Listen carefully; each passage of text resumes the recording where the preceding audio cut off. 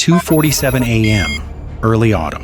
Somewhere deep inside Russian-controlled territory, a long-range surveillance radar sweeps the night sky in slow, methodical arcs. For hours, nothing unusual appears. Then, almost imperceptibly at first, small blips begin to emerge near the edge of the screen. Too slow. Too low. Too scattered to trigger immediate alarm. Seconds pass. By the time Russian air defense operators realize this is not random noise but a coordinated drone swarm, the first interceptors are already scrambling. Missiles worth hundreds of thousands of dollars roar into the darkness, chasing targets that cost less than a used smartphone. A few drones are destroyed, others keep coming. And then this happens. A sudden flash, a sharp detonation. One of the protected sites, radar, depot, or command node, goes dark. Screens flicker, communications stutter. What was supposed to be a sealed air defense bubble has just been punctured by machines that barely register on traditional radar. How did one of the world's most layered and expensive air defense networks react too late to a swarm of cheap drones? And more importantly, what does this moment reveal about the future of modern warfare? To understand why this drone swarm mattered, we need to step back and look at how Russian air defense has been structured throughout the war. From the beginning of the conflict, Moscow relied heavily on one of the most layered and dense air defense networks in the world.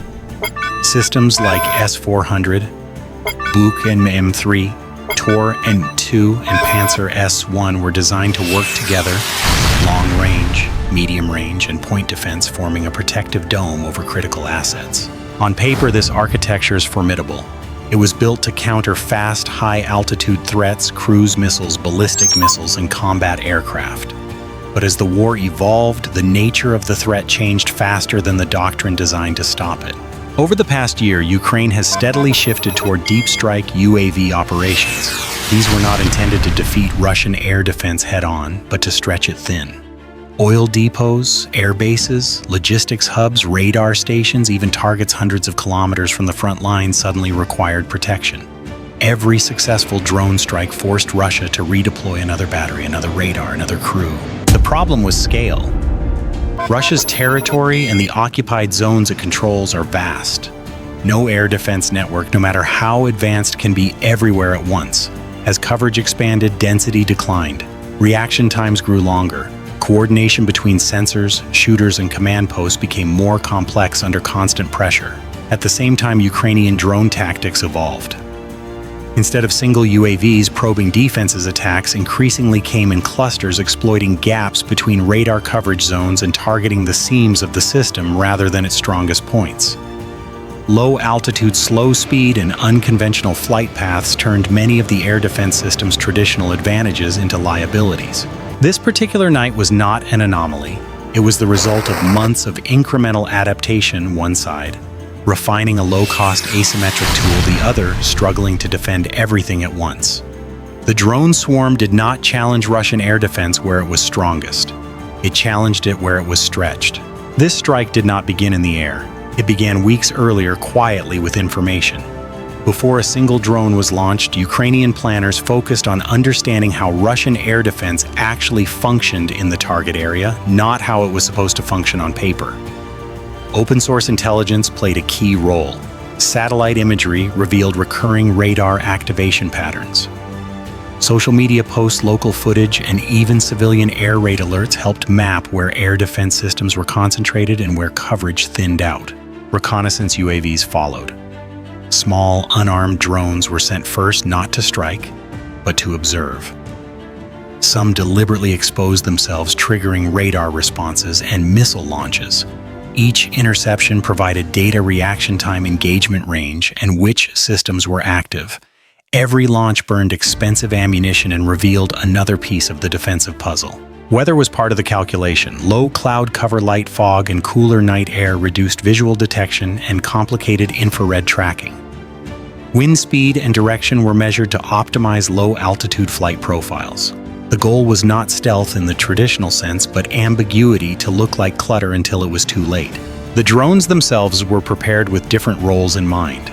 Decoys were configured to fly higher and louder, deliberately attracting radar attention. Attack drones were tuned for low-altitude flight, hugging terrain and infrastructure.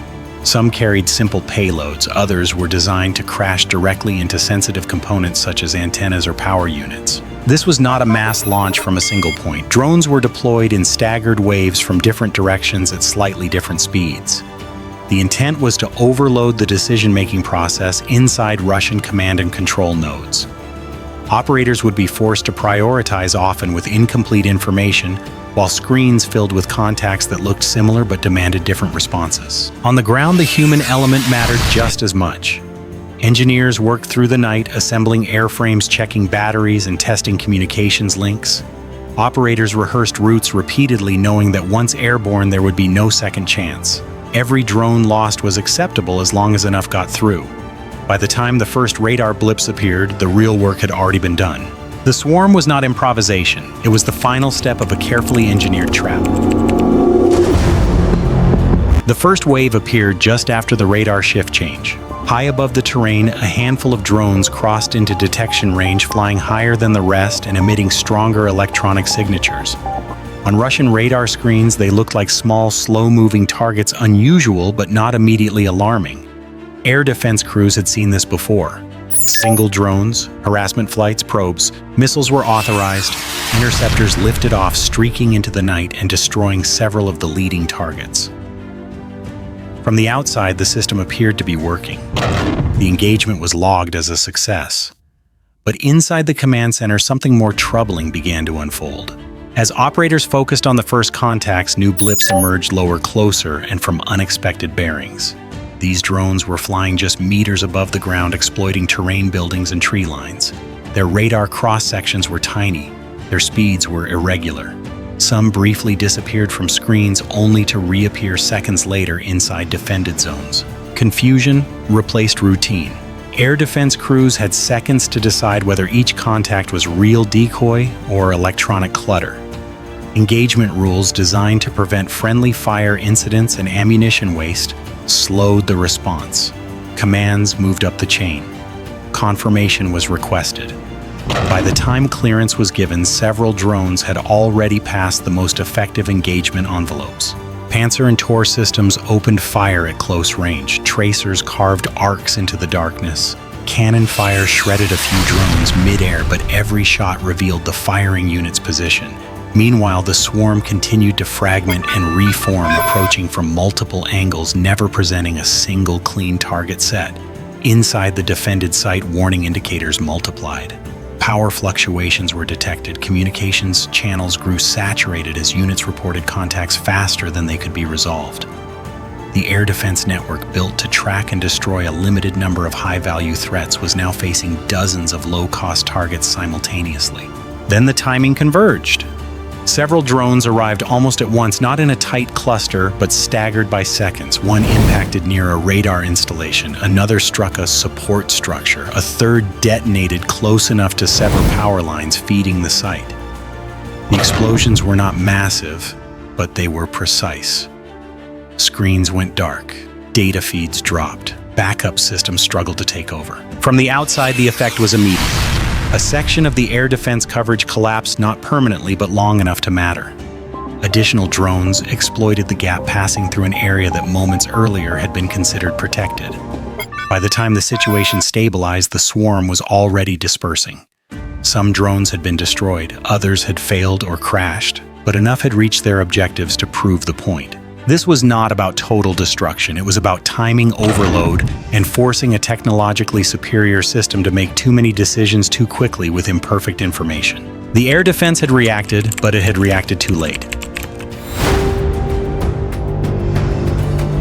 In the minutes that followed, Russian air defense shifted from routine interception to damage control. Additional batteries were brought to higher readiness. Radar systems cycled through different modes, attempting to reacquire lost tracks and distinguish surviving drones from debris and electronic noise. Short-range systems such as Panzer S-1 and Tor M2 became the primary tools, their rapid-fire cannons and quick reaction missiles better suited to close-in threats than long-range interceptors. More drones were destroyed. Some were hit within seconds of detection, others were eliminated visually, guided by infrared sensors rather than radar. From a tactical perspective, the crews did what they were trained to do. But the limitations were structural, not procedural. First, reaction time mattered more than firepower. Every layer of command approval, even when compressed, introduced delays. Against fast jets or cruise missiles, those delays were acceptable. Against low-cost drones arriving in waves, they were decisive. Second, ammunition economics worked against the defender. Each missile launch reduced available interceptors, forcing commanders to make trade-offs in real time. Was a contact worth a missile, or could it be handled by guns later? Those decisions consumed precious seconds, and the swarm exploited them. Third, sensor saturation became unavoidable. Radar operators faced dozens of overlapping tracks with similar signatures. Automated filters designed to suppress false positives sometimes suppressed real threats. When operators overrode them, the system became noisier and harder to manage. Most importantly, the air defense network was never designed to face many small threats at once. It was optimized to stop a few dangerous ones. By the time coordination was restored and coverage reestablished, the attack had already achieved its objective. Not by destroying the system outright, but by exposing its limits under pressure. The defenses held, but they did not dominate. At the core of this encounter was not a single technological breakthrough, but a fundamental mismatch between how air defense systems detect threats and how drone swarms behave. Traditional air defense radars are optimized for speed and altitude. Fast-moving aircraft and missiles create clear Doppler signatures, strong, distinct returns that stand out from background clutter. Small drones do the opposite. They fly slowly, often below radar horizons, and generate signatures that blend into terrain, buildings, and environmental noise. When dozens of such targets appear simultaneously, the system's discrimination logic begins to strain. This is where saturation becomes decisive. A drone swarm does not need to overwhelm defenses by force. It overwhelms them cognitively and computationally.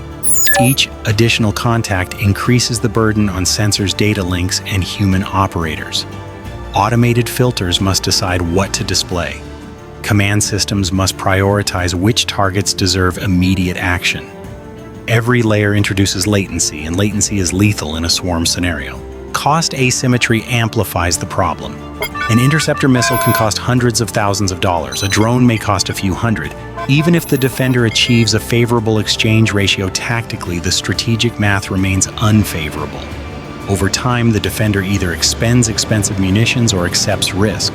Command and control architecture further complicates matters. Highly centralized systems excel at coordinating complex engagements, but they are slower to adapt when targets multiply and diversify.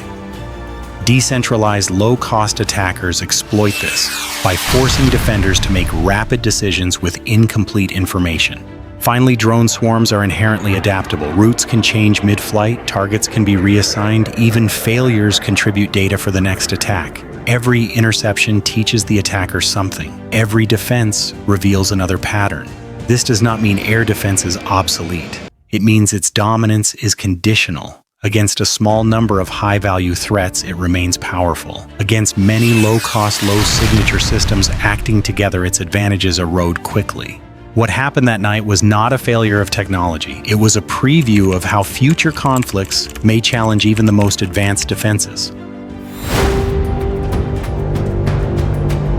The immediate damage from the drone swarm was limited. No major city fell silent. No front line collapsed overnight.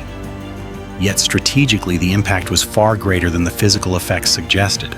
First, the attack forced Russia to rethink defensive priorities. Assets once considered secure in the rear could no longer rely on distance alone. Air defense units had to be redistributed, thinning coverage elsewhere.